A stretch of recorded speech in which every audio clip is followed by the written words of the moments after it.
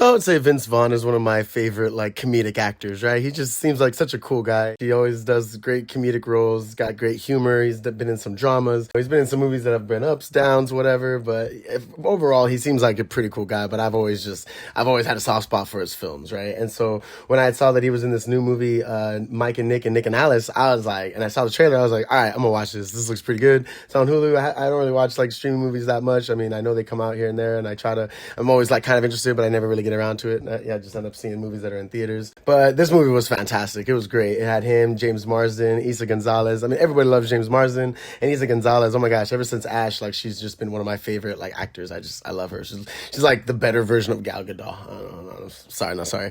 But the movie was fantastic, right? So it follows this character Nick, who is travels 6 months back into the past to help his friend Mike from pretty much being murdered by this crime mob organization that they work for, right? And apparently Mike was known as Quick Draw Mike. He was one of like the guys you would call to like, get jobs done, had a quick draw. And then Nick was just one of these loners that would loan money out to people for whatever reason. And if they never paid him back, he would come and, kill them, take their life, whatever, or make sure he gets that money back, right? And turns out that Nick ended up funding his wife Alice, played by Issa. Her friend ended up creating a time machine. He ended up funding him to make this time machine. Didn't believe him, of course. Comes over, finds out it's real, and ends up going back into the past to save his friend Mike, who was murdered by this organization. Turns out the organization is run by Keith David, of all people, which he plays an awesome mob boss. So good. And his son, Jimmy, was put in prison. And they're trying to figure out who had done it, who was the rat, who double-crossed his son, and they think that it was Mike, right? And Nick knows it's not Mike. He knows it was someone else, but he kind of goes along with it. He's kind of too much of a kiss-ass to Keith David's character, like, the mob boss, that he just kind of lets Mike die. But turns out Mike is killed by a fucking cannibal hitman, and Mike is actually like eaten alive. So it kind of fucks with Nick. And upon finding out that, his wife's friend created a time machine, he ends up going and going to that time machine and using that time machine to go back 6 months to now try to save Mike. And it is just absolutely hilarious. You have Vince Vaughn playing his future self, which is only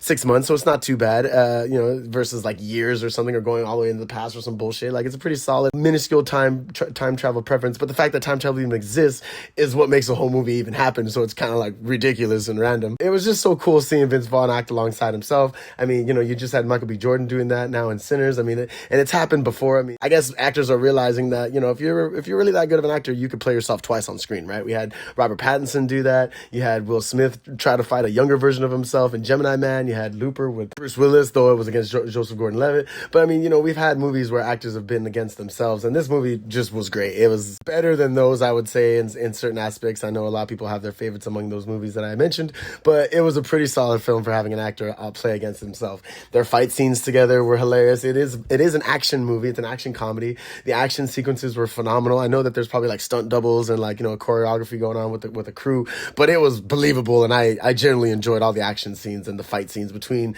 both Vince Vaughn characters of Nick, future and past Nick, and then ones involving Mike.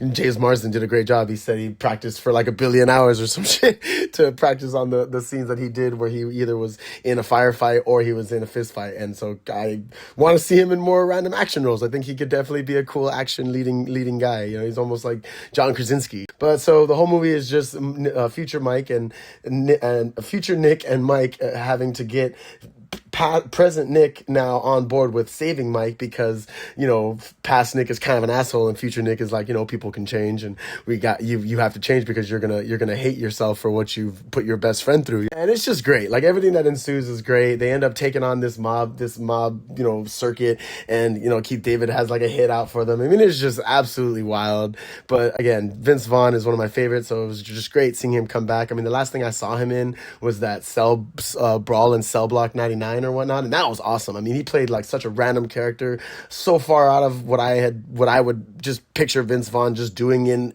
at random.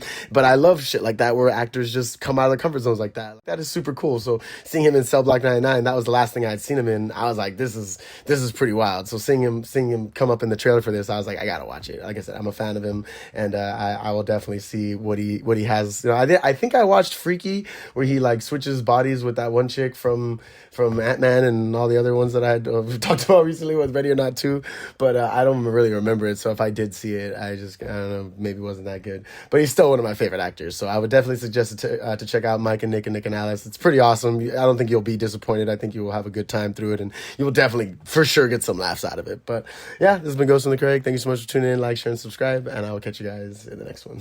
Peace.